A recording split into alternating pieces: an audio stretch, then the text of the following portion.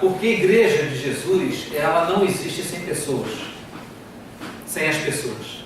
Então, embora o que nós vamos falar aqui, o tema da série é esse, é redescobrir o caminho, o desafio da igreja no cotidiano, a igreja no desafio cotidiano, nós estamos pensando tanto na nossa vida individual, nossa vida pessoal, como eu vivo com Cristo, como eu, como igreja de Jesus, como elemento componente da igreja de Jesus, como alguém que foi chamado por Ele, por isso o versículo da nossa meditação na abertura do culto, que está, alguém sabe onde está o versículo que nós fizemos a meditação?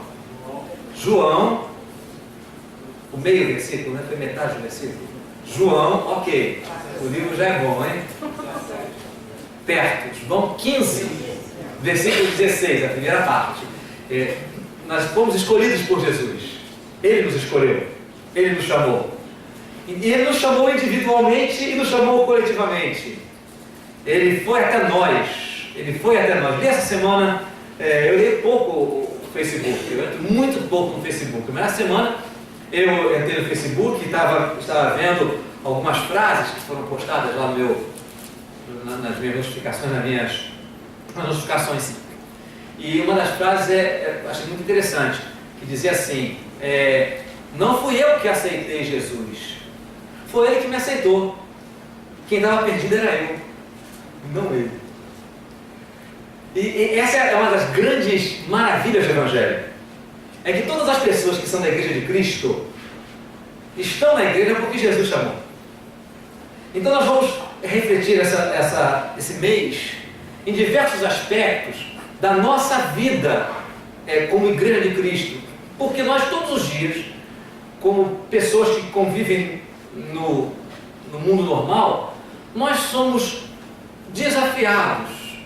Aquilo que o apóstolo Pedro falou, nós somos desafiados a dizer para as pessoas a razão da nossa esperança. Nós somos confrontados diretamente ou indiretamente. Nós lidamos com os desafios do cotidiano para nos posicionarmos como servos de Deus. Seja o fato da pessoa chegar para você e falar assim, como é que é mesmo esse negócio da sua igreja, né? Da sua religião? Essa é a linguagem popular. Mas nós sabemos que o mais importante não é a igreja, não é a religião. A coisa mais importante que existe é o nosso relacionamento com o nosso Salvador. Isso é ser cristão. Mas até que as pessoas perguntem, né, como é que é esse negócio da sua igreja, da sua religião, nós precisamos estar prontos a dar respostas coerentes, sensatas, que sejam vindas de Deus, não só da nossa convicção. Essas perguntas também podem vir de uma forma indireta, o desafio pode vir de uma forma indireta, pode ser quando nós somos confrontados com uma circunstância que exige da gente algum tipo de posicionamento claro, ou posicionamento definido, sem ser amorfos, mas um posicionamento firme, coerente, de uma ética bem fundamentada na vontade de Deus, na nossa convivência, questões que dizem respeito à nossa convivência, enfim, toda a nossa vida social, a nossa vida profissional, a nossa vida familiar, a nossa vida financeira, enfim, todos os aspectos da nossa vida são grandes desafios para a nossa fé. São grandes espaços, áreas em que nós somos desafiados a compartilhar a nossa fé. Mas o que acontece é que, com muita frequência, nós não nos vemos prontos para dar essa resposta. Nós vivemos um momento, nós passamos pela situação, nós encaramos circunstâncias que nos são inéditas, porque isso é uma coisa importante a gente lembrar, a vida real ela é cheia de inesperados. A gente pode estar muito preparadinho para certas respostas prontas, para certos comportamentos esperados em determinadas circunstâncias previstas, mas a vida é cheia de coisas inéditas. Então nós vamos lidar com situações que a gente não esperava lidar. Eu chego a dizer que essa é uma experiência muito comum da juventude, porque a juventude está passando por etapas da vida, muitas delas lhes são inéditas. Vivem circunstâncias muito novas, que talvez para pessoas mais velhas, a gente olha para trás e diz assim, isso é coisa de adolescente, é coisa de jovem. Como se a gente nunca tivesse sido, né? Eu já fui há não muito tempo. Mas os jovens lidam com isso de forma muito cotidiana. E aí, por que será que não só os jovens, mas nós, todos nós, com bastante frequência, temos muita dificuldade de agir, de responder, de nos posicionar a respeito daquilo que a gente crê? Por que nós temos tanta dificuldade de falar da razão da esperança que há na gente? Se essa esperança está em nós, por que a gente tem dificuldade de falar? Não é por causa de timidez, porque quem é tímido vai falar ou vai expor, vai partilhar a sua fé dentro do seu estilo tímido. Quem é mais extrovertido vai falar de uma forma mais aberta. Enfim, o importante não é se eu falo com eloquência, se eu falo discretamente, mas é o fato de eu compartilhar com as pessoas a minha fé. Me parece que talvez o principal fator que nos cause essa insegurança ou esse sentimento de incapacidade é porque ao longo da nossa caminhada alguma coisa aconteceu, algumas coisas aconteceram que nos fizeram tomar alguns atalhos na vida, nos fizeram viver a vida cristã de uma forma muito recriada por mim mesmo. Nós esquecemos o caminho de Cristo, esquecemos a essência do nosso chamado, esquecemos, às vezes, até mesmo quem nós somos como cristãos. A proposta dessa série é exatamente lidar com essas questões, lidar com os aspectos pessoais e coletivos da nossa vida cristã, para que a gente possa, no dia a dia, quando não tem ninguém para soprar as respostas dos nossos ouvidos, a gente poder interagir com o mundo como cristãos de verdade, não como pessoas que não conhecem a Cristo. Porque se há algo que deve estar bem firme no nosso coração, é que a nossa vida toda, todos os aspectos da nossa vida, eles precisam convergir para um ponto que se chama Jesus Cristo e o seu Evangelho. E desse ponto brotam as respostas, as nossas posições para todas as áreas da nossa vida. A nossa vida é cristocêntrica. E aí nós precisamos voltar a Cristo, voltar ao Evangelho, para podermos compreender claramente o caminho onde Cristo nos colocou. Afinal de contas, não fomos nós que escolhemos andar nesse caminho. Não fomos nós. Foi Ele que nos escolheu para andar nesse caminho. Vamos começar desse ponto de partida, que é tão fantástico, maravilhoso. Não fomos nós que escolhemos a Cristo. Portanto, falando de uma forma radical, de uma forma mais fundamental, ninguém aceita a Cristo como seu Salvador. Cristo é que nos aceita para sermos salvos por Ele. Embora a gente continue a usar a expressão aceitar a Cristo, apenas porque já faz parte do nosso vocabulário. Mas no fundo, é Cristo que vem à nossa procura. É o Espírito de Cristo que vem tocar a nossa consciência. É Ele que diz assim para nós, diz para você, minha filha, você não sabia, mas você é. Meu filho, você não sabia, mas você é. Você é minha filha, você é meu filho. Eu escolhi você. Ninguém é filha de Deus de forma espontânea, por simplesmente ser um ser humano. Nós somos adotados por Deus em Jesus Cristo. E nós precisamos redescobrir esse caminho fantástico, maravilhoso, onde Cristo nos colocou. E outra coisa que mexe demais com o meu coração é saber que Deus não apenas nos colocou no caminho, mas que Ele é o próprio. Ele é o próprio caminho.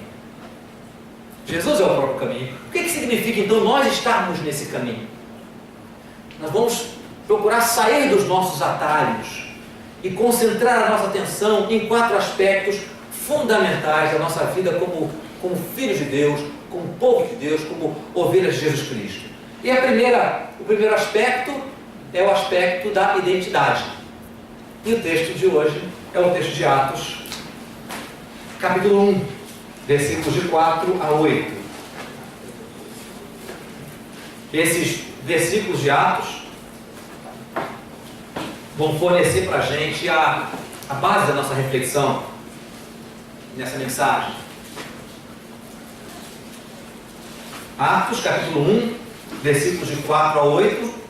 Você vai perceber que ele começa no meio de uma parte, né? Termina no meio da outra, mas eles trazem para a gente uma ideia bem consistente. Então vamos fazer a leitura dessa passagem. Vamos alternar. O último versículo nós lemos todos juntos. Apenas para situar, aqui nos primeiros versículos dessa passagem, Lucas está narrando o que é a introdução do seu segundo livro. Lucas escreveu 2 livros, o Evangelho, que tem o nome dele, e o livro de Atos. Então ele começa a falar dos últimos momentos de Jesus já ressuscitado aqui na terra, antes da ascensão. O livro de Atos começa com a ascensão de Jesus. Então esse texto fala dos episódios imediatamente anteriores à ascensão, à volta de Jesus ao céu. Então vamos fazer a leitura alternada. E comendo com eles, Jesus comendo com eles, com seus discípulos, determinou-lhes que não se ausentassem de Jerusalém, mas que esperassem a promessa do Pai, a qual disse ele: de mim ouvistes. Porque João, na verdade, batizou com água, mas vós sereis batizados com o Espírito Santo, não muito depois destes dias. Então os que estavam reunidos lhe perguntaram: Senhor, será este o tempo em que restaures o reino a Israel?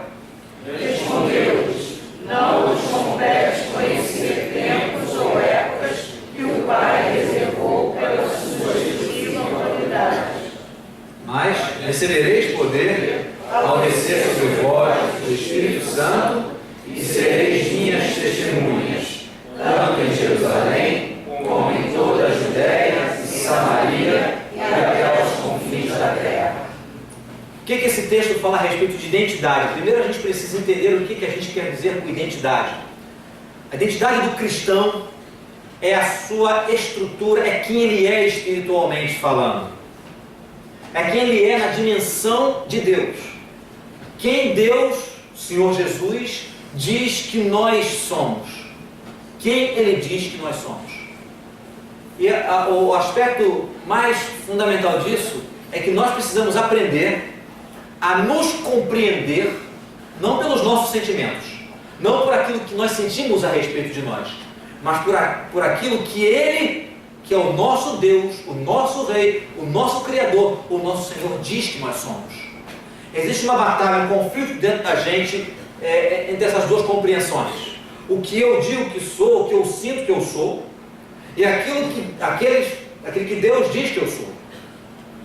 A nossa análise dessa passagem vai nos fazer entender melhor quem Jesus Cristo diz que as suas ovelhas são.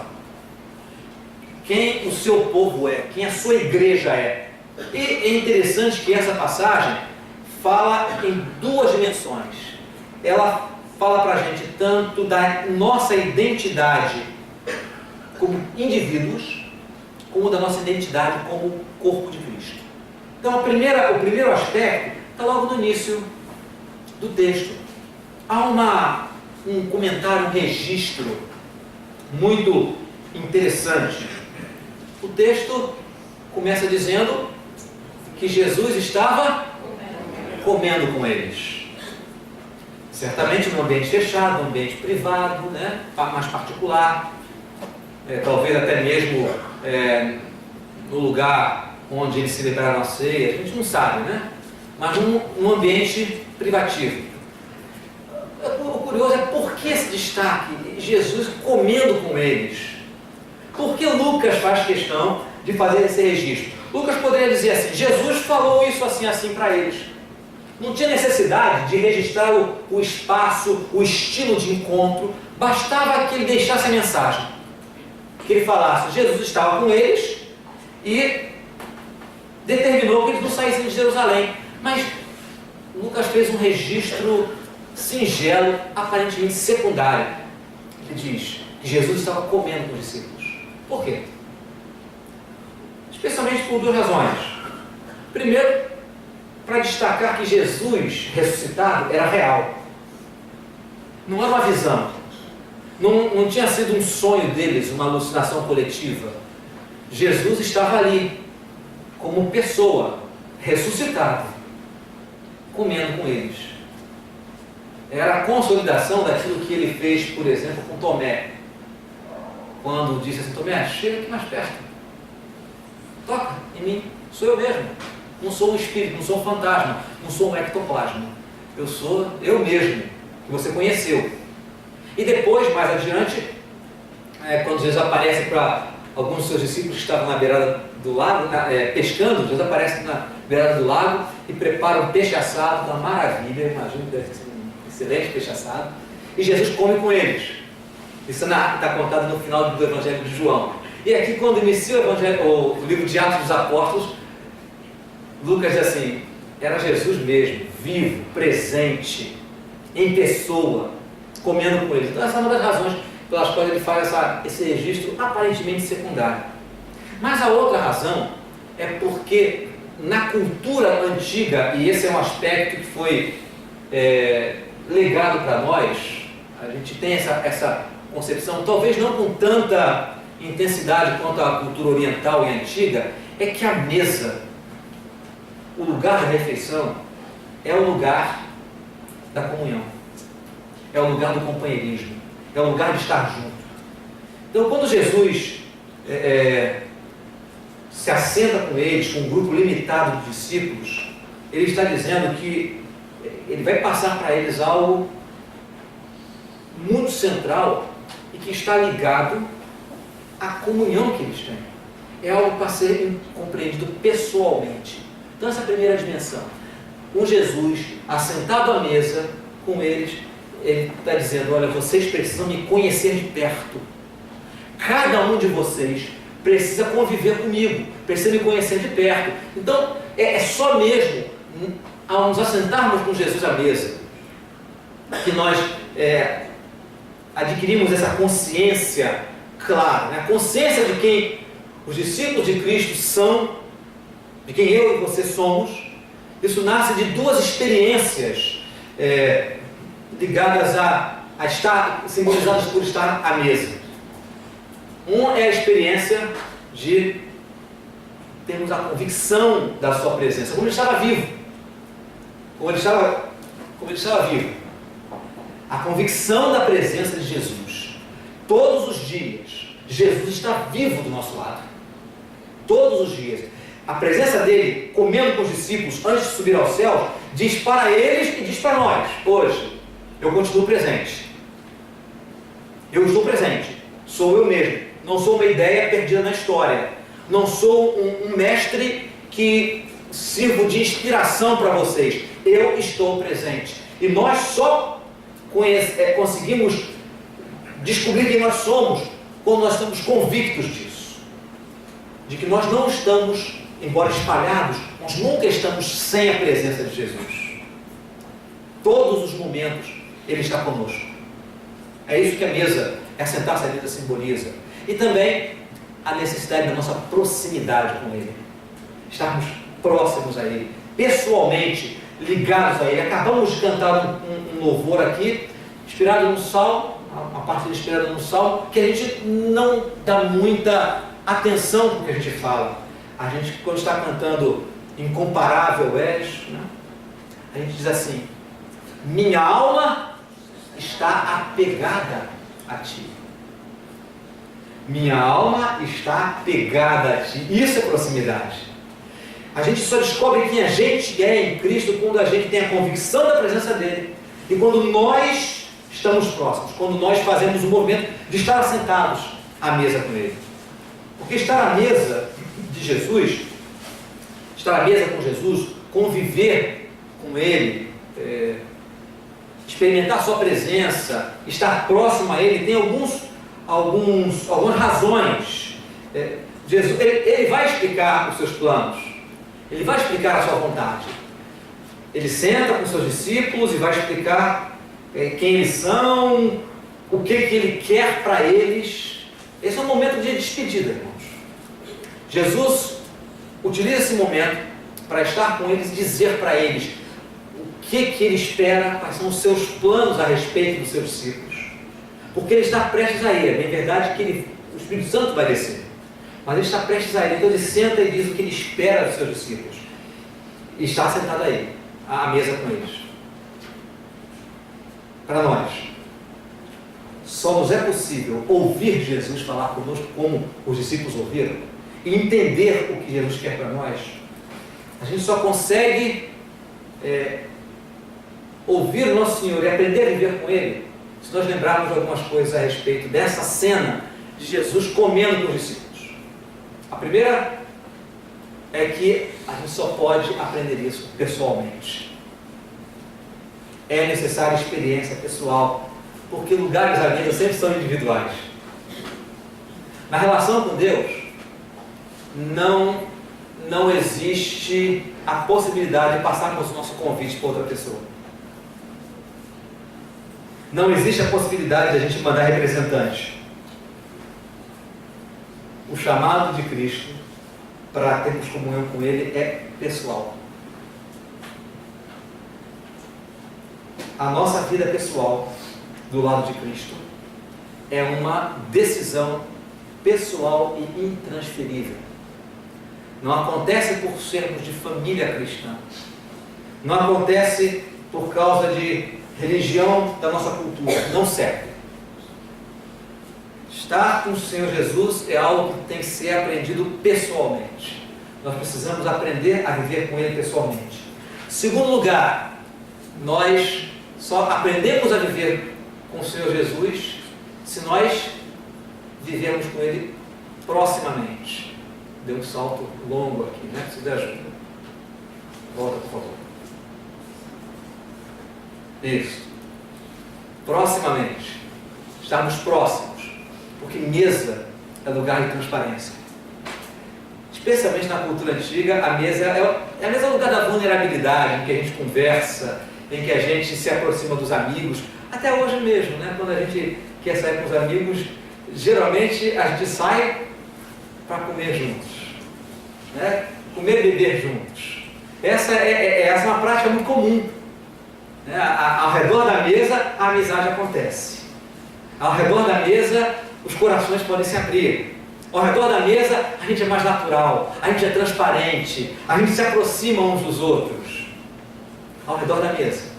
Por isso até hoje a mesa do Senhor que nós celebramos hoje pela manhã é sinal de comunhão. Nós chamamos de mesa da comunhão. A mesa é o lugar para a gente estar próximo. O convite de Jesus, então, se aproxima.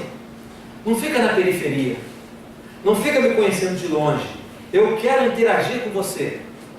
Eu quero dizer quem você é para mim e o que eu quero para você. Então é preciso nos aproximarmos de Jesus. Estarmos mais próximos dele. Em terceiro lugar, é preciso estar ao lado de Jesus atentamente. Ele é o centro, ele é o foco desse encontro. Ele é que tem algo para trazer. Sempre quando Jesus se sentava à mesa com as pessoas, ele tinha algo muito importante para trazer. Mesmo que a mesa seja um momento de, muitas vezes, de descontração, Jesus foi convidado para diversos banquetes, ele foi o convidado de honra de algumas refeições que a gente lê no Evangelho, mas ele é sempre o centro. Jesus é sempre o centro. Por isso, comunhão com Jesus, simbolizado por ele estar à mesa com seus discípulos, simbolizado por ele estar à mesa com a gente, comunhão com Jesus não se dá quando a gente ouve a Jesus de vez em quando. Quando a gente o ouve quando nos convém. Mas ele diz para nós que ele é o foco da atenção desse relacionamento. Quando você entende que Jesus quer falar com você, a sua alma tem ouvidos atentos para ele. Você se considera alguém que tem ouvidos atentos para Jesus? Ou você, como às vezes acontece com a gente, a respeito de estudo, só vai às aulas porque tem que ir mesmo, não estuda porque quer, faz por obrigação? Ou o seu coração tem ouvidos para ouvir o Senhor com atenção? Ou você deixa que outras coisas fiquem competindo com Ele, para Ele te falar? Os seus olhos se voltam para Ele com frequência? Você normalmente, nas coisas que você tem que fazer, você para ouvir o que Ele tem para te dizer? Se você quer conhecer o Senhor, isso tem que ser exercitado na sua vida pessoal. E quando a gente aprende a andar com Cristo, a nossa identidade pessoal se torna mais clara para nós. A nossa identidade está espalhada ao longo da Bíblia. Deus fala muitas coisas a nosso respeito. Por exemplo, no domingo passado à noite, quando nós encerramos a série sobre relacionamentos líquidos, nós frisamos o fato de que, antes de mais nada, Deus nos amou. E para minha surpresa, e não deveria me surpreender, mas eu fico surpreso, hoje pela manhã o reverendo Thiago falou sobre isso de novo. Ele não ouviu a mensagem do domingo passado. Ele novamente falou a respeito do amor de Deus por nós. Então, uma das faces centrais da nossa identidade é que nós somos, apesar de sermos quem somos profundamente amados por Deus. Profundamente amados por Deus. E quando nós entendemos esse tipo de coisa, a nossa vida recebe um novo direcionamento. E é o que acontece aqui. Jesus chama os seus discípulos, se assenta e começa a conversar com eles. Eles estão ali, pessoalmente. Não passaram essa tarefa. Olha, hoje Jesus, o Senhor está ressuscitado, que coisa maravilhosa, mas hoje eu não posso, estou muito ocupado. Eles estavam ali com o Mestre. Estavam ao redor da mesa, vulneráveis, abertos, prontos a ouvir e creio que até ansiosos.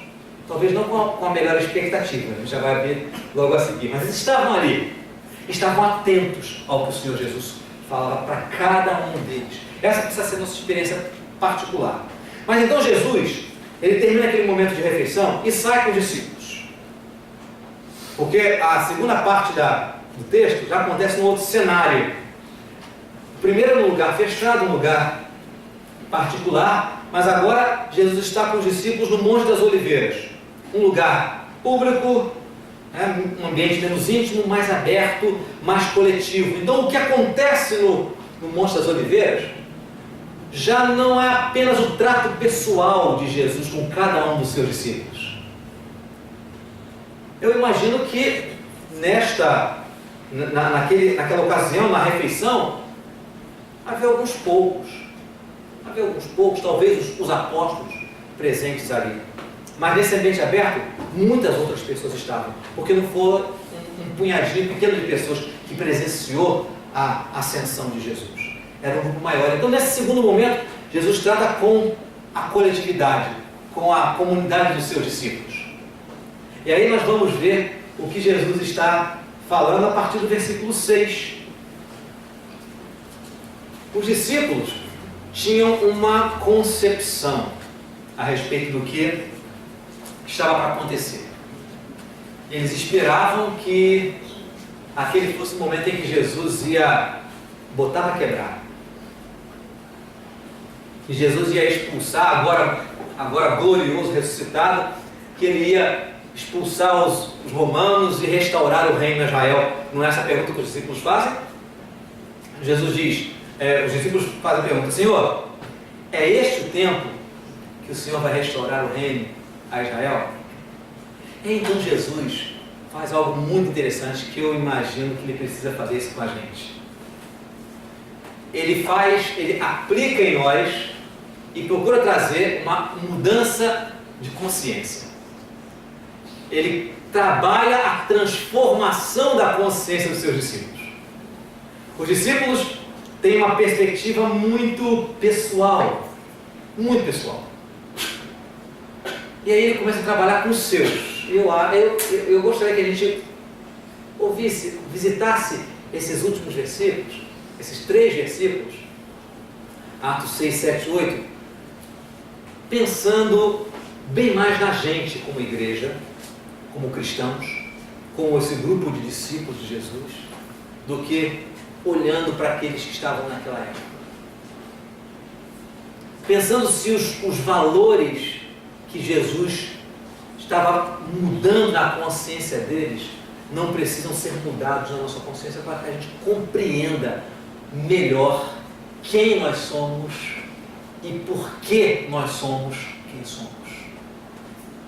A primeira coisa que Jesus faz com seus discípulos é dizer que é preciso pensar com menos egocentrismo. Menos egocentrismo. Agora o Senhor vai nos dar tudo aquilo que a gente esperava. Em outras palavras, é isso que os discípulos falam. Agora nós investimos na nossa vida, os bons anos da nossa vida, esperando de jeito que o Senhor fosse restaurar o reino de Israel. É agora, não é, Senhor? É agora. É agora que o Senhor vai restaurar o reino e de quebra nós vamos assentar nos tronos para julgar as nações. Porque Jesus tinha falado, quando vier o reino, vocês se assentarão em tronos para julgar as nações. Então a gente tinha esse pensamento, agora é a hora da nossa virada, agora é a nossa hora. O meu milagre já chegou. A minha bênção está chegando. A gente ouve isso tanto, né? E acho que esse pensamento acontece com muita frequência de maneira diferente na nossa cabeça. Assim como os discípulos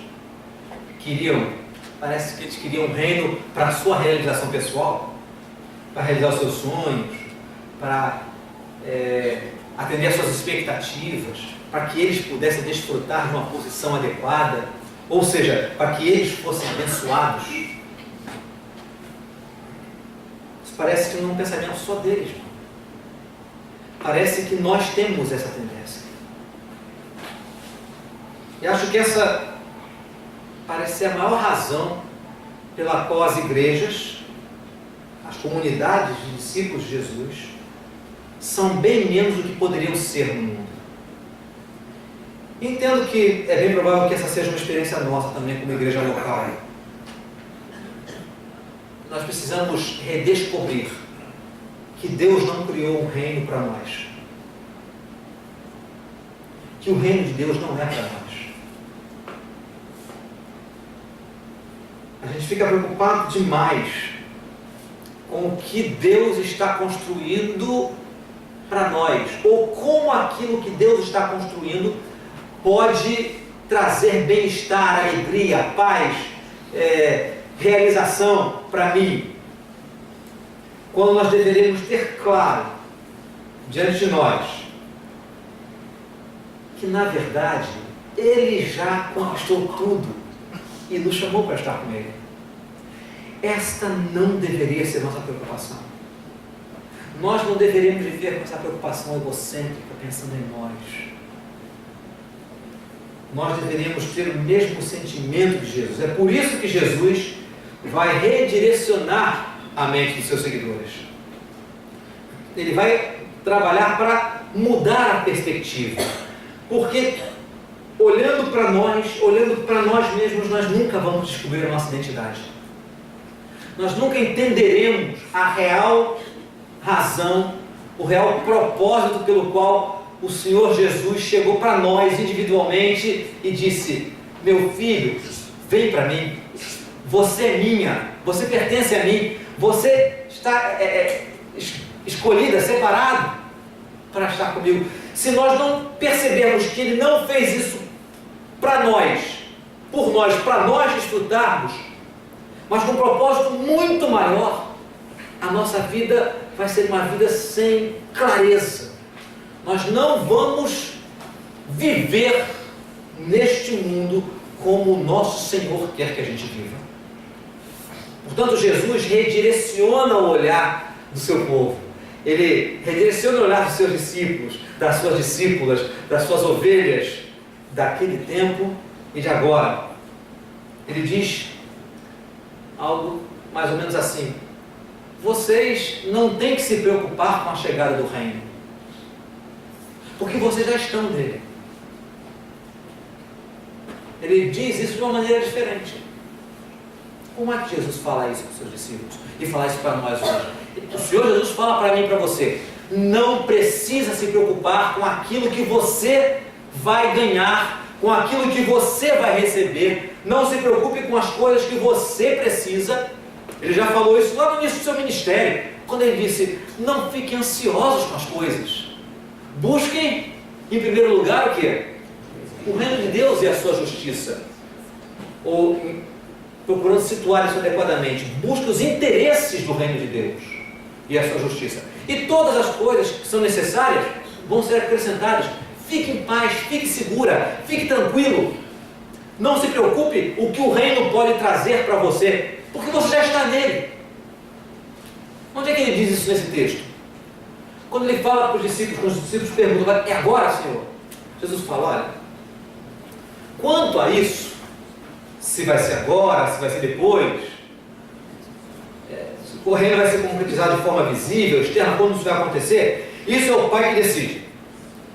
Isso é no tempo do Pai. Mas vocês já estão no reino. Não é isso que ele diz? Está com o texto aberto? Ele diz no versículo 5, no versículo 7. Não é da tua conta. Não se preocupe em saber esses dias, porque se vai ser agora, se vai ser depois, porque o Pai é que trata disso. Mas vocês já estão no reino. É isso que ele diz? Não é, mas é. Não é com essas palavras. O que ele diz aí, logo no versículo seguinte? Recebereis poder ao descer sobre vós o Espírito Santo. Parem por aí. Por que eu digo que Jesus está falando que eles já estão no reino? Porque poder é dado por quem tem poder. Na linguagem da antiguidade, quem tinha poder? Pode falar em voz alta. É isso mesmo, o rei. O rei tinha poder. E aí Jesus disse para os seus discípulos: vocês receberão poder quando descer sobre vocês o Espírito Santo. Então o que ele está dizendo? Vocês tanto estão no reino, que uma das grandes marcas do reino virá sobre vocês. O apóstolo Paulo fala isso um tempo depois. Lá em 1 Coríntios capítulo 1, versículo 4:20, ele diz que o reino de Deus não consiste em palavra, mas em poder. O reino de Deus não é um falar, mas é poder. E Jesus diz: vocês vão receber poder. Então o que Jesus está dizendo para os discípulos? Não se preocupem. Não se preocupem com o dia da concretização do reino, porque vocês já estão no reino. É isso que ele está falando para a gente. Esse é o grande redirecionamento. Vocês já fazem parte do reino. Então ele fala: não se preocupe com as coisas para você. Não olhe para você. Não transforme o reino num projeto pessoal. Eu tenho projetos. Vocês fazem parte desse projeto. Vocês são meus. Eu escolhi vocês. Vocês já estão no reino. É isso que Jesus diz para mim e para você hoje. Não precisamos nos preocupar em receber as bênçãos de Deus. Não precisamos nos preocupar com a nossa vida eterna, com o nosso futuro. Não precisamos nos preocupar se Deus cuida da gente ou não. Porque efetivamente nós estamos no reino. E Ele é o nosso rei. E é o rei que cuida dos seus súditos. Então, descanse, irmão. Descanse, irmã. Ele está sempre no controle. Ele está sempre no controle. Porque a promessa de Jesus, vocês receberão poder, já está no passado. Para nós, não é uma promessa futura. Para nós já aconteceu. Aconteceu lá no dia em que o Espírito Santo desceu. E acontece todas as vezes que alguém se encontra com Cristo e é batizado no Espírito Santo. Achava que o presbiteriano não acredita no batismo com o Espírito Santo? Claro que acredita. Porque o batismo com o Espírito Santo acontece quando nós nos rendemos ao Evangelho. Porque não existe cristão sem a marca, sem o selo do Espírito Santo na vida. Então eu e você, pela graça eterna de Jesus Cristo, já estamos no reino. Então não se preocupe em construir um reino para si. Não se preocupe com as bênçãos do reino para si. Agora o direcionamento é outro.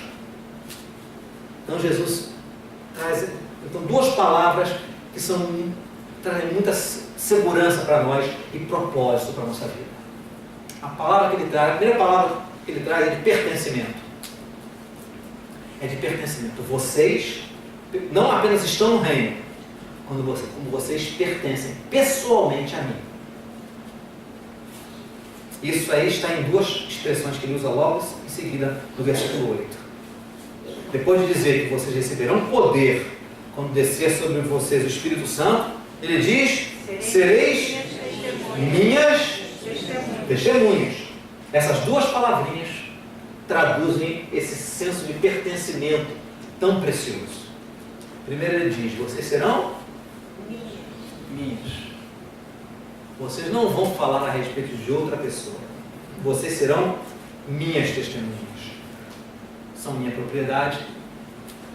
Eu cuido das minhas testemunhas. Vocês têm valor porque são meus. São minhas testemunhas. E a segunda palavra é testemunha.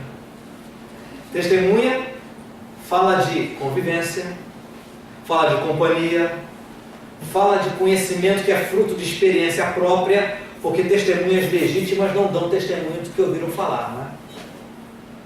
Testemunha que fala do que o fulano ouviu falar, que ciclano contou, que Beltrano informou, não são testemunhas. São, pode falar alto, é isso mesmo, são fofoqueiras, não são testemunhas.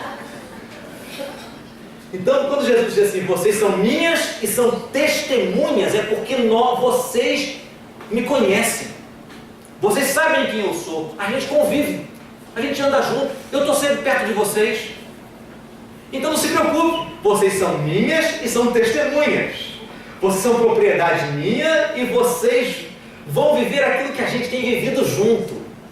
Aquilo que a gente tem experimentado junto. Vocês vão dividir com os outros, vão falar a respeito, não do que contaram para vocês, mas a respeito da vida que vocês têm comigo, da experiência que vocês têm comigo.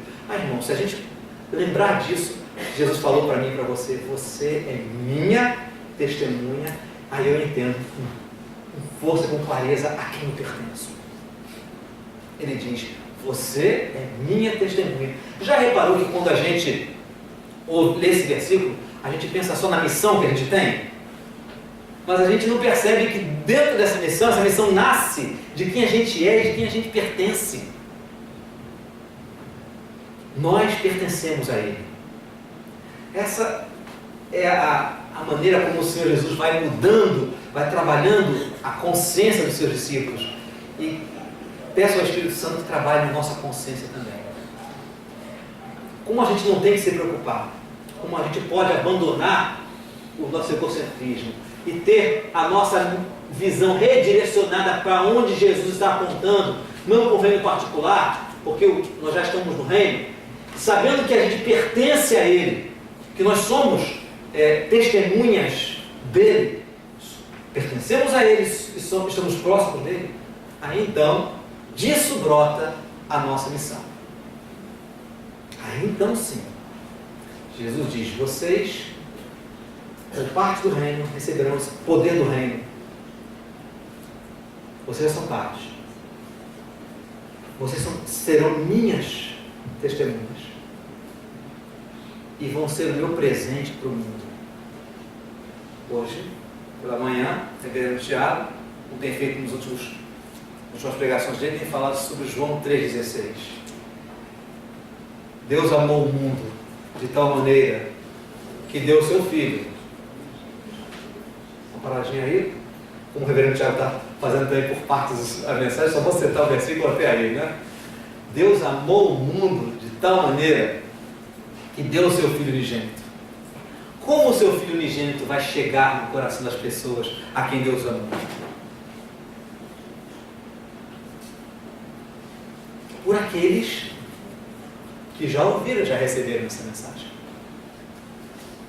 por aqueles que foram chamados por Ele, abandonaram a preocupação excessiva consigo, têm a sua visão redirecionada, sabem que pertencem a Ele, então tem como foco da sua vida não pensar em si, mas ser o presente de Deus para o mundo. Acho que isso é uma perspectiva que deveria banhar nosso coração.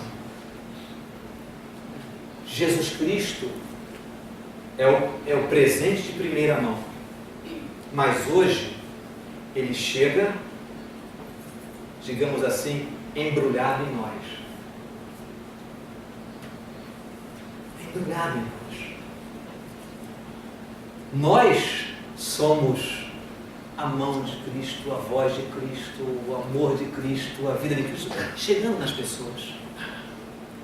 E aí então nós aprendemos que a nossa vida é não para a gente, mas é uma vida missional. Jesus diz assim: vocês vão por todos os cantos e vão me anunciar e vão me evidenciar para que todo mundo possa me conhecer, me vendo em vocês.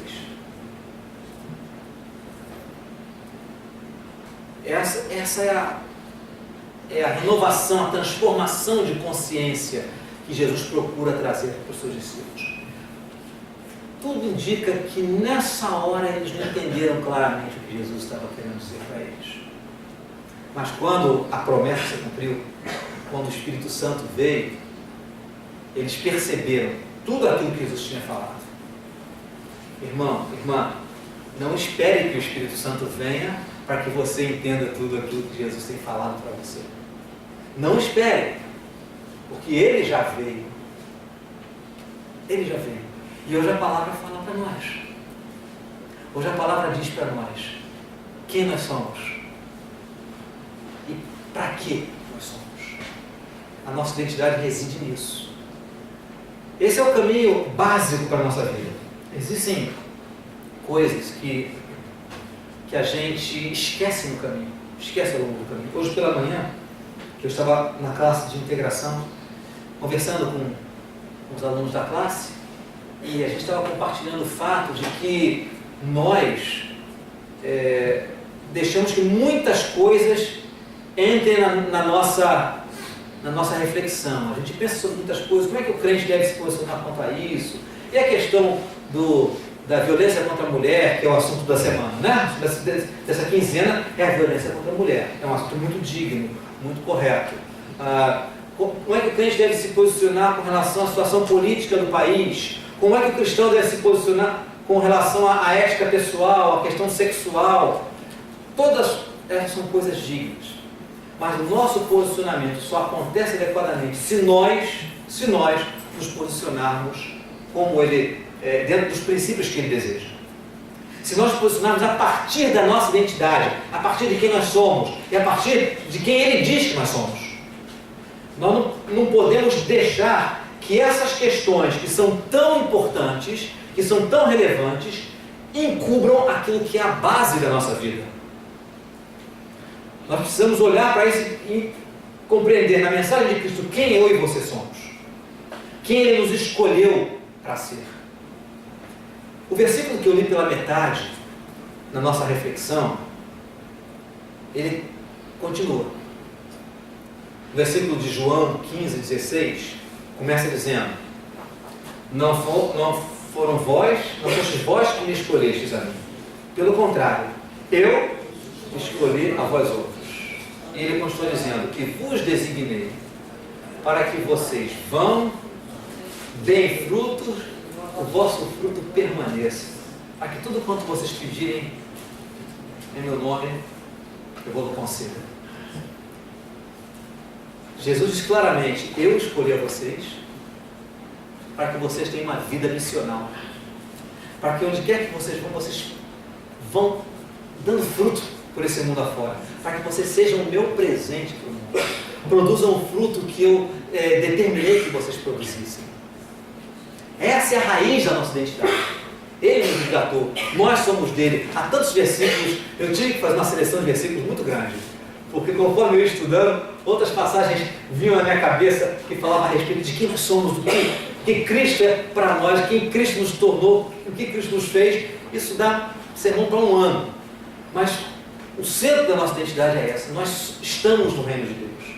Somos dele. Somos testemunhas dele, propriedade dele. E ele nos chama para termos uma vida sem pensar excessivamente em nós. Sermos o presente dele para o mundo. A partir daí nós vamos entender como nós vivemos como igreja. A partir daí nós vamos entender a necessidade de todos os dias nós sermos transformados